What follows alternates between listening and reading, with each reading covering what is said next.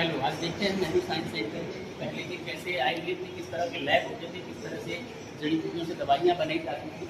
तो आप देखें कि रिसेंट इंडियन केमिकल लैब किस तरह से मिट्टी के बर्तन में किस तरह से दवाइयाँ बनाई जाती थी। देखिए उस समय के सारे इंस्ट्रूमेंट, किस तरह से वैद्य जो उस ज़माने में जो जड़ी बूटियों से हकीम वैद्य बनाया करते थे दवाइयाँ, किस तरह से ये सारा चीज़ें यहाँ पे दिखाया गया है ना। रस विधा अभ्यास जिस तरह की चीज़ें यूज की जाती थी उस समय। फिर यहाँ Ayurveda steel marble medical system कैसा था हमारा, किस तरह से सारी जानकारी दी गई। दक्ष प्रजापति अश्विनी जी उस समय के फिजिशियन, सुश्रुत जी, भारद्वाज जी, इंद्र सतयुग निगम, किस तरह से आयुर्वेद बढ़ा, ये सारा ग्राफ है यहाँ पे दिखाया है।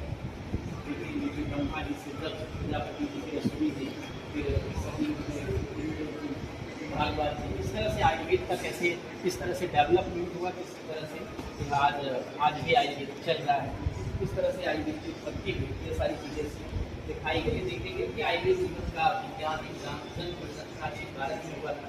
यद्यपि में आयुर्वेद का प्रारंभ हुआ और 2043 है, फिर वे निश्चित है कि आयुर्वेद विश्व में विकसित आयुर्विज्ञानों में प्राचीनतम विधा है। ऋग्वेद और अथर्ववेद प्राचीन भारत के ज्ञान पर आरंभिक कालिकी ग्रंथ में स्वास्थ्य तथा रोगों के बारे में उल्लेख है।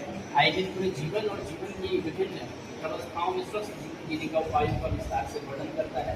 अच्छा स्वस्थ बनाए रखने के सिद्धांतों के अतिरिक्त इसमें बीमारियों के प्रतिरोध हेतु विभिन्न प्रकार के चिकित्सा उपाय भी विकसित किए गए जो मानव के शारीरिक, मानसिक, सामाजिक तथा आध्यात्मिक कल्याण से संबंधित है।